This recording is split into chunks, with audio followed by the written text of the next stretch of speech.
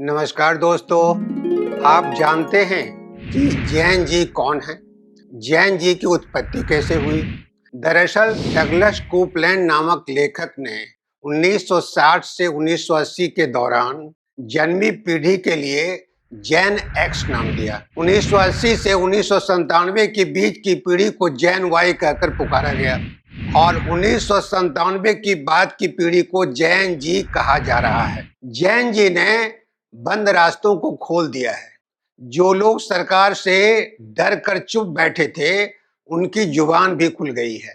यहाँ तक कि देखा देखी जैन अल्फा ने भी अन्याय के खिलाफ आवाज बुलंद की है। जैन अल्फा वह पीढ़ी है जो 2012 के बाद आई है। वह स्कूलों के प्रांगण में मुखर है। जो लोग सोच रहे थे कि नई पीढ़ी स्वप्न विहीन और विचारहीन है और देश में कोई संभावना नहीं बची है, उसकी आंखें भी खुल गई हैं। जैन जी पीढ़ी विचारवान भी है और निर्भय भी। वह सत्ता से टकराने की कुवत रखती है। बांग्लादेश, पेरू, नेपाल में बदलाव के बाद अब जैन जी भारत में आंदोलन कर रहे हैं।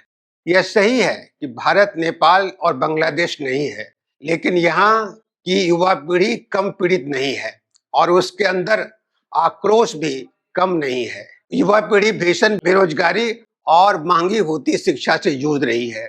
सरकार सरकारी शैक्षणिक संस्थानों की संख्या बढ़ाने के बजाय घटाती जा रही है और शिक्षा को पूंजीपतियों के हाथों सौंपती जा रही है। पूंजीपतियों के हाथों शिक्षा सौंपकर सरकार यह सोच रही है कि आने वाली पीढ़ी इसे भी बर्दाश्त कर लेगी। उसे शिक्षण संस्थाओं को स्थापित करने में रुचि नहीं है, इसलिए सरकार शिक्षा का बजट भी घटाती जा रही है। उसे स्कूलों से ज्यादा मंदिरों में रुचि है। अभी बहुसंख्यक राजनीति को हवा देकर चुनाव जीतती रही है। हिंदुओं को खुश करने के लिए वह मंदिरों की ओर मुखातिब हुई। एक धर्मनिरपेक्ष देश के प्रधानमंत्री जजमान बनने लगे और साधुओं का वेश धारण कर हिंदुओं की कमजोर नसों से खेलने लगे। हर चुनाव का मैदान हिंदुओं और मुसलमानों के बीच नफरत बिछने का मैदान हो गया। पिछले 12 सालों में नफरत की राजनीति ने माहौल को और भी गंदा किया है। जब बीजेपी सरकार में आई थी तो 1 साल में 2 करोड़ नौकरियां देने का वादा किया था। उन्होंने जैन जी को पकौड़े तलने का रोजगार थमा दिया। दरअसल सरकार यह समझने में विफल रही कि वह सभी चुनावों में पुराने टोटके के आधार पर चुनाव जीत सकती है।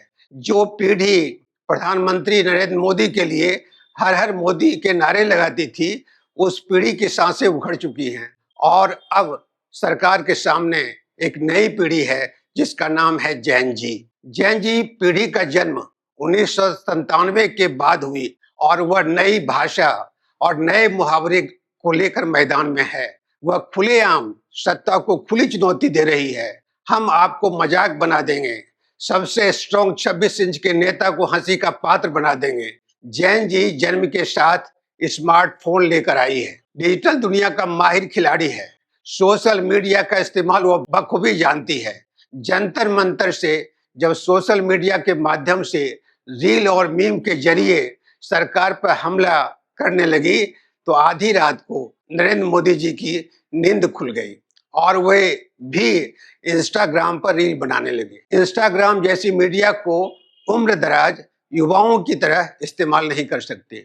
उन्होंने जब जैन जी को हेलो फ्रेंड्स कहा तो जैन जी ने खुलकर कहा कि हम लोग आपके फ्रेंड्स नहीं हैं। आज भी सरकार जैन जी को समझ नहीं रही है। वह पुरानी पीढ़ी नहीं है जो हिंदू मुसलमान के नैरेटिव पर जीती है। सरकार और उसके लोग अब भी उस पर पुराने तरीके अपना रही है। प्रधानमंत्री एक तरफ यह घोषणा करते हैं कि गाली देने वाले को माफ कर देंगे, दूसरी तरफ उनकी पुलिस ढूंढ ढूंढ कर मुकदमे कर रही है और उनके लंपट लड़कियों को प्रताड़ित करने में लगे हुए हैं। एक छोटी सी बच्ची रुचिका शर्मा पर जिस तरह के जुल्म हुए उसे जैन जी की पीढ़ी भूल नहीं पाएगी। सरकार और उसके लोग आग में घी डाल रहे हैं। सरकार को मालूम नहीं है कि जैन जी 17वीं शताब्दी का पाठ नहीं पढ़ सकते। वह तो वर्तमान के सत्य सत्य को देख रही है और भोग रही है। क्या नई पीढ़ी यह भूल पाएगी कि प्रधानमंत्री अपनी डिग्री तक नहीं दिखा सकते? क्या यह भी भूल पाएगी कि प्रधानमंत्री अपनी मूर्खता का प्रदर्शन करते हुए कोविड जैसी बीमारी से निपटने के लिए ताली और थाली बजवा रहे थे? इतिहास संबंधी गलत जानकारी लोगों के सामने परोसने की तो उनकी आदत ही है। झूठे वादों का पिटारा भी अब किसी के काम के लायक नहीं रहा। जैन जी को तोड़ने और उसे लुभाने की हर तरफ से कोशिश चल रही है, लेकिन यह पीढ़ी किसी की धौंस में नहीं आने वाली। वह खुले विचारों वाली पीढ़ी है। यह शिक्षा, कैरियर, मानसिक स्वास्थ्य, पर्यावरण, लैंगिक समानता और सामाजिक न्याय जैसे मुद्दों पर साफ-साफ कहती है। यही कारण है कि दुनिया के कई देशों में युवाओं के आंदोलनों, उपभोक्ता रुझानों और डिजिटल अभियानों में उसकी भूमिका तेजी से बढ़ी है।